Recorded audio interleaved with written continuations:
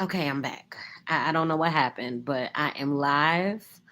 I am here on the Faceless Podcast. Thank you for being so patient. I don't know if you even saw what happened. There was a little glitch with, I don't know if it was through Instagram. I don't know if it was through YouTube or if it was actually through um, the platform I'm using. I'm not too sure. But I am here anyway. Um, I am ready to talk and chat with my good people. Welcome to the Faceless Podcast. My name is Liz B. This is a place where you can be unashamed about your truth and speak honestly and freely, okay? And today we're going to be talking about the moment God hides you in plain sight. So I was watching Sarah Jakes Roberts on YouTube the other day. I've been trying to watch this sermon for a couple of days now, and for some reason, I couldn't. The first time, I was distracted after 5 minutes. And the second time, I did get through it and I took some good notes. And she was just talking about her own testimony about how she wanted to give up and, how she had been through some things in the last year before Women That Are Loose and how she was really considering, stopping and just not doing it anymore. She was not motivated to keep going. And she talked about Gideon in Judges 7. And she was talking about, it was one part that really, really, really, really, really stuck out to me the most, that made me want to talk about the moment God hides you in plain sight. Because a lot of the times, I think I'll speak for myself. I can't speak for everybody, but sometimes you're qualified for something. Sometimes you're capable of doing something, and you feel that it is your time. You realize and like, oh, it's my time. I know I'm prepared for this. I know I can do this. I know that I am ready, right? We feel we're so ready. Oh God, you said this many years ago, and I've done this, I've been through this, I did this and this and this and this. And it's very humbling when God says you still are not ready. Right. And then what happens is we try to go around him saying, oh, yeah, he said I'm not ready, but maybe that's the enemy. Let me try to make it happen on this way, or let me try to do it this way. Let me try to go around God, really, right? Or, it's the enemy. It has to be, because God wouldn't tell me to wait. And I waited so long. God wouldn't say, wait again, would he? And she talked about God hiding you, that, um, she was talking about, how Gideon started, right? And how within a short amount of time, he was then propelled to the forefront, right? In Judges 6 and 7. And she talked about how God will accelerate the time and allowing yourself to be stretched, allowing God to cleanse you in secret, allowing him to heal you in secret, allowing him to give you the grace to sustain, right? Those things that he has for you, because him withholding it or him saying you're not ready is not because he's being cruel.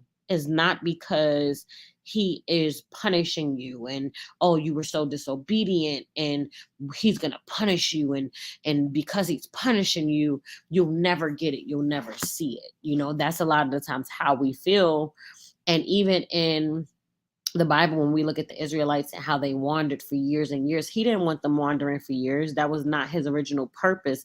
It was for them to learn, right? To learn the ways of the new place they were going, and that the foundation of the place that they were going, um, they will be able to sustain their relationship with him. That's the way it is. Like I always say, I'm not a theologian, but I do have Holy Spirit. So, he reveals those things to me.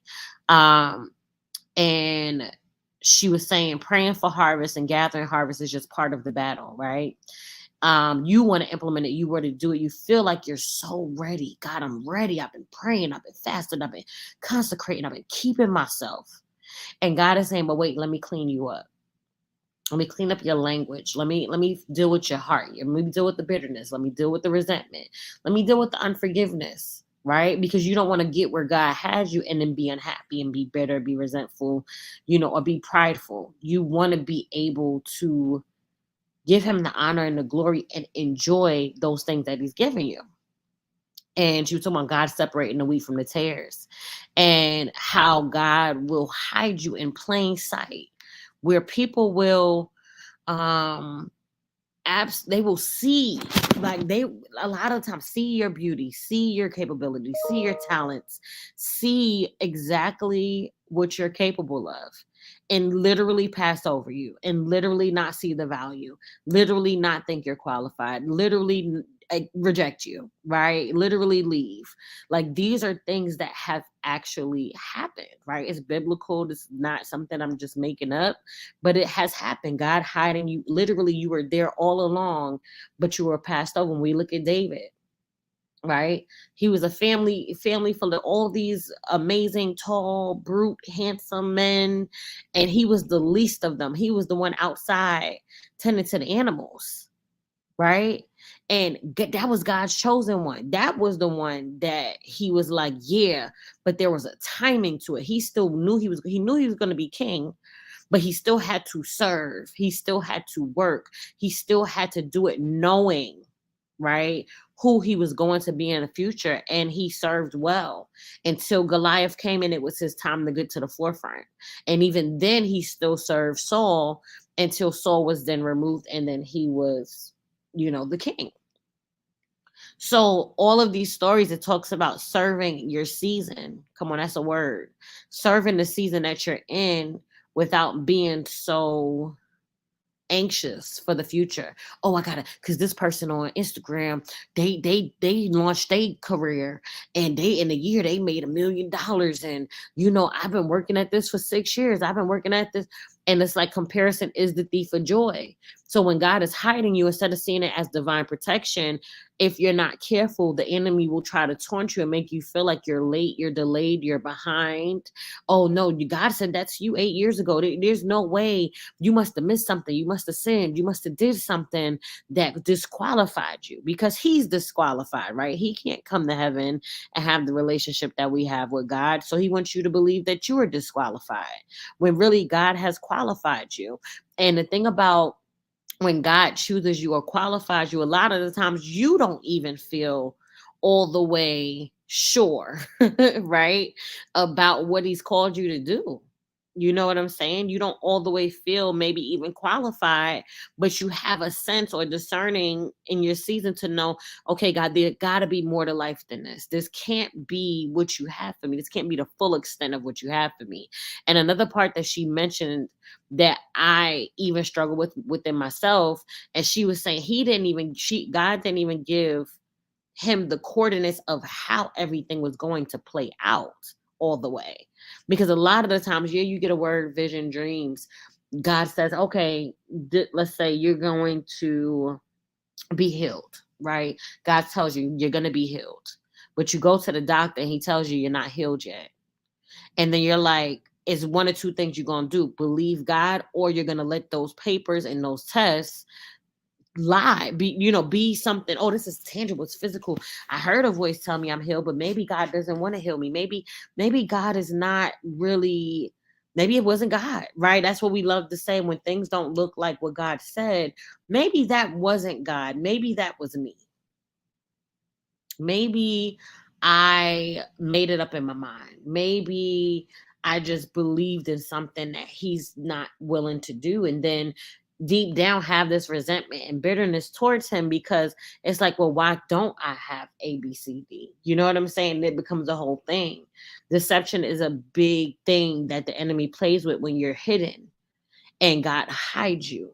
Like, the things you're supposed to do, what God is saying, but he's like, no, no, no, no. They're not going to see your value. They're not going to see it. They're not going to sense it. You ain't going to get no prophecy. Ain't nobody coming to give you no word this season. You know what I'm saying? Like, you literally are hidden behind him, and his refuge is covering you. He's your habitation, where you are living behind his hand, behind who he is, and he is covering and protecting, because there are things that are not yet ready to be exposed, right? And a lot of the things, there is pride in us to feel like we should, and it's time, and we know it's time, and God, it has to be right, because I've been waiting for a long time. But the truth of the matter is he's going to give you it at a season where it can be sustained. It don't make sense to get the blessing and you can't keep the blessing because you don't have the grace, right? You don't have the wisdom or even the intellect to sustain it, because that's going to come through whatever season you're in. I'll share this because this is one of the funniest things for me personally, right? So I have a position that I am working now, right? And it is very flexible position with a company, a healthcare company. And with this position, it's pretty funny. I tried to leave this position for years at this point. I'm talking about applying to jobs, going to interviews, getting to the offer table, and just feeling like it wasn't the right fit with other companies, right? And for some reason, I'm just like, I don't know what it is and why you want me here. You know what I'm saying? Because I honestly was over it, if I'm being honest with you. I was like, I don't, this ain't giving what it needs to give, Lord. Okay, please open up a door, opportunity, window, something I can climb up out of here, right? Make a way of escape, Jesus. Just praying, praying, praying. And for some reason, it was like, no, and I'm not gonna lie, I would go around it and try to, okay, maybe that wasn't God, maybe it's something else, let me try to go do it this way, didn't work, let me try to do it that way, didn't work, because one of my prayers always is like, God, let your perfect will be done. If this position is for me, I receive it. If it's not, reject it, or let me not receive it, right? And I was so upset. I'll be honest. I'm like, God, why would you keep me somewhere I don't want to be? I feel like these people are doing this and this and this and this going on. Why do you want me here? And the answer was simple: to help people. That was it. It wasn't no deep word. It wasn't anything super prolific. It was not even, it was not deep. It wasn't deep. I ain't gonna lie to y'all. It wasn't no deep revelation. None of that. It was to help people. Very easy, very simple. And this job, if I'm being honest, I'm not really a job person. As y'all know, I'm an entrepreneur. I like to be business oriented. I like to do my own thing. But this is the best opportunity that I have ever had and I have ever worked. It is the best management team I've ever worked. While there are a lot of flaws within the company, it is a great, amazing opportunity. And I can honestly say that, right? And with my personality, I'm sure, you know, they are very accommodating to my personality and how I work in the entrepreneurship side of me, which is why it works, right? The grace, right? The favor God gives you at the place that he's hiding you in, because there's a favor that comes with where you are when you stay where you are, right? While we do have free will, when I say, God, let your perfect will be over this prayer, over the season, over this application, and jobs I'm qualified for, like, no, we went with someone else. It got so real, y'all, that I had an offer on the table for a position and they closed out the whole job requisition. That is how serious it's been for me with this position. And this position is very emotional. It's very you feel very conflicted about things. God speaks to me about the position and the people I work with. It is not always easy. It's not always the most easiest job, but it's such a grace on it that I can do it with my eyes closed, because it's the grace, right? It's the protection, it's the hiding, this favor where he hides you. And in it, seeing and knowing that people know what your capabilities are, because they tell me, right, in the position that I'm in, oh, you could do this and you're so good, you're that. And I'm like, thank you. I know that a little bit of, yeah, I know. This is why I'm in position, right? Because I thought that I knew what was best, when truth of the matter is God knows what's best. And when he's hiding me, he's hiding my capabilities. He's like, I don't really want you out yet.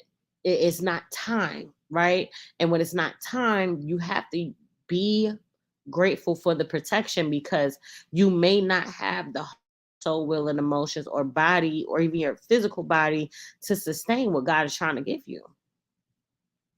So when God hides you in plain sight, it feels like you're getting passed over. It feels like people are rejecting you. It feels like they not inviting you to the cookout. They don't text back. They don't call back. Dang, what's going on?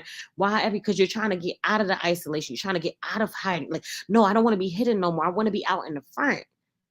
And for me, I never wanted to be out in the front. I'm more so, it's such a weird dynamic with me because it's not the front that I really wanted. It was more of my skill set being utilized in a way that I feel like would bring me peace. You know what I'm saying? Something where I can utilize all the skills from all the positions and businesses that I've owned and operated and run, right? And applying that to a position where I can do that. And I haven't found that position yet, but this position is the closest to that I can honestly say that I've ever had in my career. The pay is great. Things are actually really great with the position, but it's something in me that's like, there's more out there. I know there's more. And when God is saying, wait, not yet, it can be very emotional. It could be very frustrating because you're like, well, what to help people? To help who? What you mean? Who need help? And can I help them so I can move on? Right? And it's such a crazy thing because I don't know why. I don't even know how to tell you because even as I'm talking about it out loud, it sounds crazy because like, why would you leave a position where you're favored, you like it, you're working with a company that's great, you have a flexible schedule. There's things that are great about it. And I can honestly say it's the best company I've ever worked for. They have great initiatives. They have great flexibility on scheduling and time, which works with my personality, right? And is more so like they're not utilized. I'm like, they're not utilizing me. They're not transparent. They're not this. They're not that. Like, seeing those things in the company. Like, I see the great, but I also see the things where they need a lot of work on. And it's a lack of patience, not really wanting to wait. Like, okay, God, well, let's go ahead and get this over with. Let's do it. Let's get to the next point. I want to get to the next, the next area. And I realize now as I'm saying it out loud, honestly, when I think of the company and I think of the skills that I've learned, the people skills, it is conducive to where I know he's taking me. And I was trying to sabotage and get out of that because our flesh feels like it knows what's best. Whereas your spirit, Holy Spirit, God is like, not yet, baby. You're not ready. It's very humbling. It's very humbling to know, God, maybe I'm not ready for this next season. So I need to serve well where I am. I need to figure out how to balance who I am and where I am. I need to figure out how to move in a room full of vultures for real. I need to learn how to manage my time management. I need to learn how to get up early and get this done and that. I need to be organized. These are things that I learned here that I have never learned. This has been one of the most challenging jobs that I've ever had, but the most fulfilling. And with that, it's like, your capabilities, they're passing you over. You're a woman of color and ain't no other woman of color there. You're in spaces and in meetings and in dialogues with people who probably have not even been around people of color. And this is another avenue for me because I have always worked with people of color. It's very unusual for me not to. So when I speak or move a certain way or act a certain way, as when I'm around other Black people, I don't really need to explain it because we all understand the culture of who we are. And then when I'm in another, it's like, oh, you are actually this and this and this. And I'm like, no, I'm not. And even with this job, it's a lot of gaslighting that happens.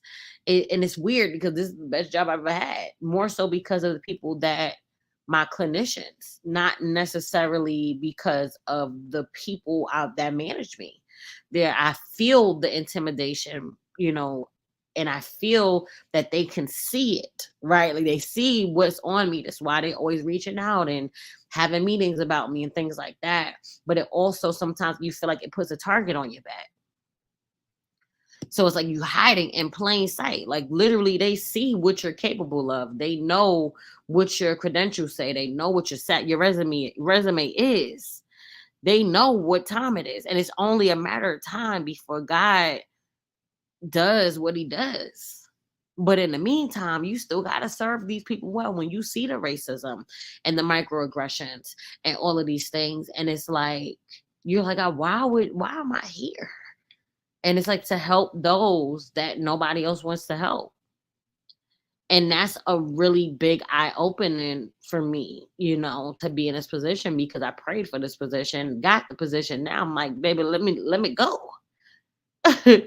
You know what I mean? So I just made this video to really anybody else that's in a season where they feel like they're being hidden, whether it's, at work, relationship wise, whether it's, did God forget he was going to heal me? Did God forget his promises? He never forgets. And a lot of the times your heart, like they say, hope deferred makes the heart sick. You feel like you get sick because you're like, I was hoping for it to happen now. And I was hoping. But don't lose hope and don't lose faith, because God can't lie. So while you're hidden, serve well, right? Learn to forgive, learn to stay focused, learn how to I can't stop saying, learn how to move in a room full of vultures, learn how to move around the hate and jealousy and envy, microaggressions, racism, gaslighting, people trying to make you feel crazy, move around that. And it's like, for me to be in that space and not have, I'm not gonna say not have an escape, because that's not what it is, but to be in a season where he's like, no, no, no, you're still in this season, has been really tough for me, because I can plainly see a lot of the things that goes on, because God shows it to me. And then having to forgive these people, but then still have to work with them. You know what I'm saying? So it's definitely a lot of growing and maturing that's happening, and learning how to choose my words, when to speak, when not to speak, learning how to move in a room full of orchards. I can't stop saying that, y'all. It's a Jay-Z lyric. It is what it is. But that's something God can teach you, how to maneuver that without getting burned. You know what I'm saying? Because I've seen people come in and I've seen them actually not have the grace to do it, and not be able to move the way that God has moved me through. So even when he's hiding you, still lean on him. He'll guide you. He'll show you the way. He'll teach you. You'll grow. It's going to be painful sometimes. You might cry sometimes, but if you keep your head up and you keep it moving, I'm telling you, I guarantee you that there will come a time where you will be exactly where he told you would be. And as you in that space, you will know and look back and realize, that is why I went through that. That is why this happened, and then this happened. It connected me to this. And then when this happened, that connected me to that. You know what I mean? So yeah, I hope that this brings you a good word before the holiday. I'm going to record another one, and I think I'm done for a couple of weeks. But I did want to come on to the Faceless Podcast and speak to y'all. And like I said, like, comment, share below. And of course, if you want to be featured on this platform, please, you could definitely do it. I would be honored to have you on. And if you want to promote a business or anything like that, you could come on. It's free promotion for you. So I am not charging for you being interviewed or coming on the platform. Faceless Podcast was created and has been created because I wanted a platform for women. I feel like men may come in the future, but for now, a safe space for women, all types of women, to speak freely and not have to be seen physically. Because a lot of the times as women, we are judged on how we look. We are judged on how we dress, how our hair looks, skin look. And before you can focus on what I'm saying, we're assessing your eyes, your nose. Does she got her face waxed? It's here glowing. Is the edges good? Is the edges popping? Okay. Is the waist tight? What's going on? And I think that this is a platform that really protects the voice. Like it projects our voices, because you're not looking at an avatar with a picture of a woman. And that, to me, is the most powerful thing about this platform, is that we are focused on your voice and speaking and engaging with the audience and the comments and the likes and the shares. So I love y'all so much, and I cannot wait to speak to y'all again soon. Hope you have a happy Thanksgiving or happy holiday, Happy Indigenous Day is the proper thing I should say. And whatever hell holidays you do celebrate, I hope you're around love and family and great food. All right, Liz B, over and out. Bye.